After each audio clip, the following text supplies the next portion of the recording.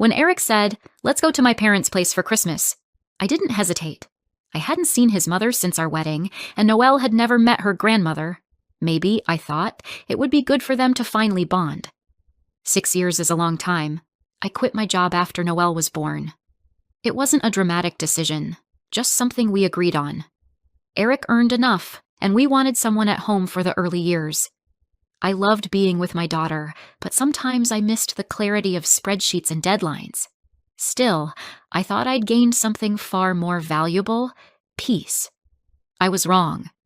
The drive was long and quiet. Noelle hummed in the back seat, tapping her boots together. Eric kept checking his GPS and muttering about the weather. When we finally pulled up to the old house tucked between frozen fields, his mother, Grace, opened the door. She didn't smile. "You're late," she said flatly. "Hope someone brought dinner." I thought she was joking. She wasn't. The house smelled like burnt coffee and bleach. There were doilies on every surface, and the silence was thick. Grace gave us the grand tour, which ended with her announcing, "Sheets are in the hall closet if you expect me to make the beds too." Eric chuckled. "Mom, you're in rare form today." "Always," she replied. We had dinner, microwaved lasagna and overcooked green beans. Grace barely looked at Noelle, except to tell her to chew with her mouth closed. I brushed it off as awkwardness. The next morning proved it wasn't. "Up!" Grace barked at 6:30 a.m. "You're not here to sleep in." I sat up, disoriented. Eric grunted and rolled over. Grace knocked again. "Breakfast doesn't make itself, Kinsley." I wrapped a sweater around myself and crept into the cold kitchen. She handed me a frying pan. 4 eggs, toast, bacon, black coffee. "Do you want help?" I asked. She tilted her head. "I'm not the one here to prove myself." Later, after cleaning dishes, she handed me a handwritten list. Clean the baseboards, vacuum, the attic scrub, the bathroom tiles, sort the basement pantry, clear ice from the front porch. I looked up, confused. "Is this for me?" She blinked. "Who else?" Eric was still in bed. By noon, I had sweat running down my back. Noelle followed me with a damp towel, pretending to help. When she sat to rest, Grace snapped, "Lazy already, just like her mother." I said nothing. Lunch came and went without Eric lifting a finger. At 3 p.m., Grace declared there wasn't enough food for dinner and told me to go to town. I glanced at Eric, who was on his second beer. "Can you drive me?" I asked. He shook his can. "Been drinking since lunch." "I don't have a license, Eric." "It's an hour walk." "Take a coat," he interrupted. I looked at Grace. She just shrugged. "Women around here don't whine. They walk." So I walked. The cold wind burned my face. I bought milk, eggs, bread, chicken, and apples. On the way back, the bags cut into my palms. My legs ached. By the time I reached the porch, I was trembling. I pushed the door open and froze. "You're slow." "Just like your mother." It was Grace's voice. "I'm sorry." Noelle's voice was small, cracking. I dropped the groceries, rushed inside. In the kitchen, I found Noelle on a stool, holding the rice cooker pot. Her eyes were wide and teary. Grace was seated, drinking tea. "What's going on here?" I asked, heart racing. "She said she wanted to help," Grace said lazily. "So I told her to wash the rice. She's 6. She's probably more competent than you." My jaw clenched. "Don't talk to my daughter like that." Grace raised an eyebrow. "Don't like it?" "Leave." I turned to Eric, who had wandered in with his beer. "You're okay with this?" He shrugged. "Don't start drama, Kinsley. It's just how she is. She called our daughter lazy. She made her cook. Better she learns early." "She's a child." "And you're embarrassing yourself," Grace snapped. "In this family, women pull their weight. You think you're too good for us?" "No, I think you've mistaken me for someone who'll take this. You married into this family. You work for it. I am not your maid." She scoffed. "You live in my son's house, eat his food. You owe him." My hands trembled. "I quit my job to raise our daughter. I supported him through grad school. I earned more than him before Noelle was born." Eric looked up, surprised. "Why bring that up?" "Because I want you to remember who I am." That night, Noelle climbed into bed beside me. "Do you love Daddy?" she asked. I hesitated. "Why do you ask?" "He doesn't love us." I froze. "What makes you say that?" "He never talks to me." "And he lets Grandma yell at you." I held her close. "Do you like Grandma?" She shook her head hard. "She's mean." "I want to go home." My eyes burned. "Soon. I whispered. Very soon. I woke early. Eric was snoring. Grace was still asleep. I put on my coat, took Noelle's hand, and we walked to the nearest town. Found a small print shop. I printed divorce forms and filled in my part. We got cocoa at a gas station. Noelle smiled for the first time in days. Are we leaving? She asked. Not yet. But soon back at the house, Grace greeted us with a scowl. Young wives these days. Where's my tea? I said nothing. I poured it, brought it to her. Eric reached for his cup too. I snatched it back and dumped it on his head. He gasped. What the hell? It's cold, I said. Don't be dramatic. You're insane. No, I'm done. Grace stood. You are a servant in this house, I smiled coldly. No, I was. Not anymore. And then I looked her right in the eyes. I'm not your maid, and I'm not your son's possession. She froze. I took a breath. Tomorrow you'll find out what happens when you treat someone like dirt and expect her to stay silent. Eric stared at me, mouth open. Grace's hand trembled over her teacup, and I turned to Noelle and said, Time to pack. I barely slept that night. After the tea incident, Eric sulked in the living room, too shocked to speak. Grace retreated to her room, muttering curses under her breath. Noelle curled into me in bed, her tiny hand gripping mine like she was afraid I might disappear in the night. I stared at the ceiling for hours, running through every moment of our marriage. All the things I'd overlooked. The way Eric had slowly stopped showing up. Emotionally, physically, even financially. The way his family had always been absent, until suddenly they wanted me under their roof scrubbing floors like Cinderella. It wasn't just about Grace calling me a servant. It was the way he let her, the way he joined in. Morning came gray and cold. Noelle was still sleeping when I slipped out of bed. I walked past Eric, who was sleeping on the couch, his mouth slightly open, a beer still clutched in his hand like a child's teddy bear. I passed him quietly, went outside, called my parents from the porch. They answered on the second ring. My mother didn't ask any questions, just said, Come. Now I felt tears sting my eyes. Thank you. When I came back inside, Grace was waiting in the kitchen like a predator. Where's my breakfast? She snapped. I'm not cooking, I said plainly. Her eyebrows lifted. Excuse me? I said, I'm not cooking. Not today. Not ever again. She narrowed her eyes. Getting cocky after throwing tea on your husband? Getting honest, I replied. Eric stumbled in behind me, rubbing his head. You're really losing it, Kinsley. You lost me a long time ago, I said. He blinked. Where do you think I went yesterday? I continued. I wasn't just cooling off. I printed divorce papers. My part is filled out. Eric paled. What? Grace laughed. You're bluffing. I pulled the folded papers from my coat and laid them on the table. Try me.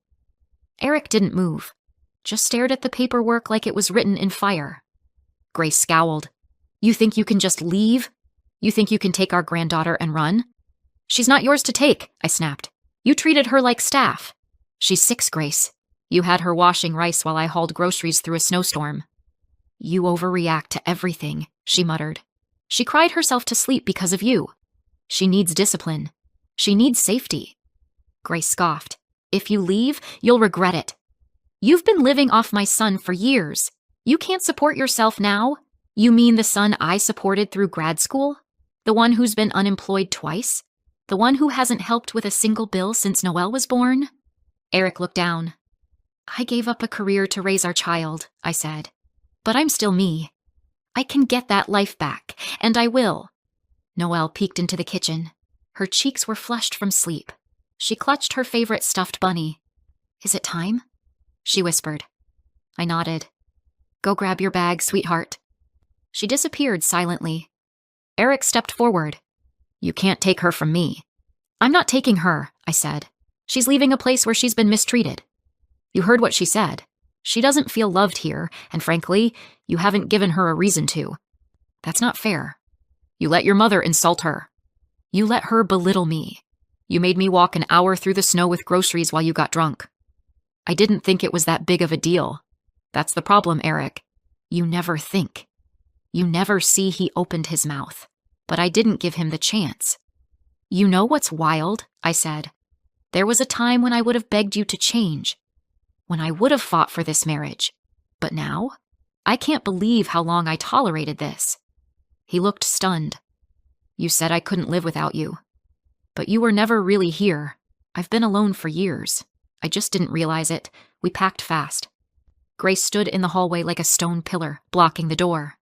What about my meals? She said, half whining. Cook them yourself, I replied. Eric tried again. Can we talk? Just us? I turned, one hand on the doorknob. Talk? Now you want to talk? I didn't mean to hurt you. You just didn't care if you did, I said. He stepped closer. Please don't do this. Why? Because it's inconvenient for you? He opened his mouth. I continued. You don't love me, Eric.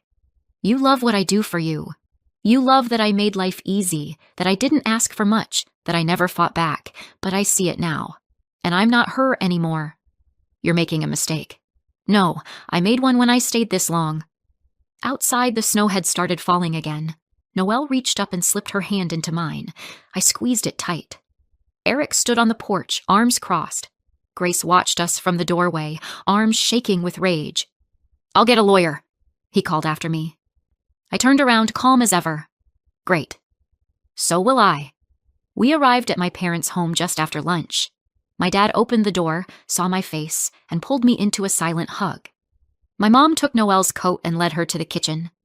Noelle sat on the floor with a bowl of clementines and smiled for the first time in days.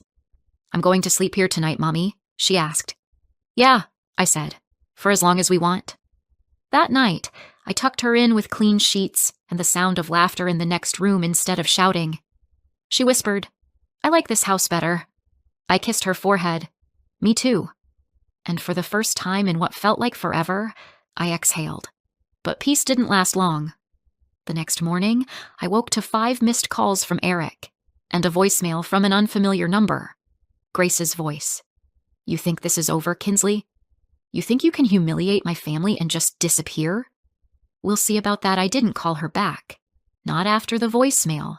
Not after the barrage of missed calls.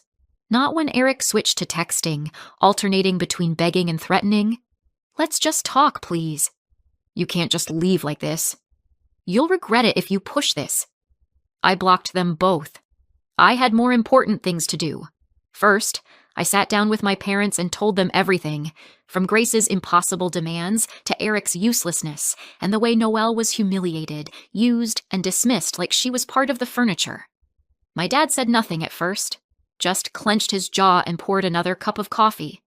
My mom looked me in the eyes and said, Then let's rebuild you. That week, I applied for 3 remote positions, data auditing, financial reporting, and digital bookkeeping. I updated my resume and took a few online assessments to recertify. By the weekend, I had 2 interviews lined up. And Noelle? She played. She danced barefoot in my parents' living room, rediscovering what it felt like to just be a child. Meanwhile, Grace and Eric were unraveling. Word travels fast in small towns, especially ones like theirs. By the 2nd week, I got a call from a mutual acquaintance. Grace had been seen in the town grocery store screaming at a teenage clerk. The neighbors knew something was off. One even told her flatly, Guess your daughter-in-law had enough, huh? Turns out, the night I left, Grace had thrown a full-on tantrum, slapped Eric, called him useless, a coward, a child.